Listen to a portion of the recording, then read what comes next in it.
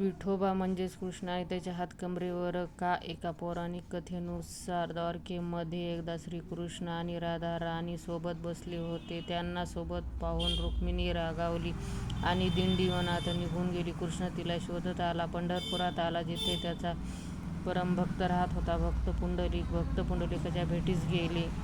तेव्हा तो आपल्या मातापित्याची सेवा करत होता. त्याला कळालं, देव दारात आले आहेत. पण तो म्हणाला, देवा, मी आता आईवडिलांसोबत आहे, सेवा करतो, पण तू सेवा कर आणि थांब जरा. पुंडलिकाने एक वीट घेतली आणि म्हणाला, याच्यावर उभं राहा, मी आलोच.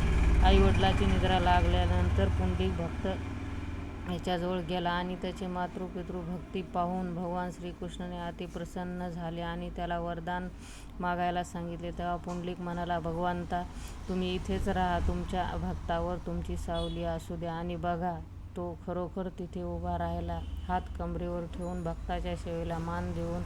तोच श्रीकृष्ण, तो विटेवर उभा राहिला. म्हणूनच आज आपण त्याला विठ्ठल म्हणून ओळखतो. हा पंढरीचा राजा, साधा पण तेजस्वी, ज्याच्या हातामध्ये एकही शस्त्र नाही, डोळ्यात करुणा आहे आणि कमरेवर हात ठेवून तो वाट पाहतो आपल्या भक्ताची, त्या वारकऱ्याची. तो शेकडो मैल चालत पांडुरंगाचे ध्यान करीत असतो. त्याच्या भेटीसाठी कधी येता मग तुम्ही? कमरेवर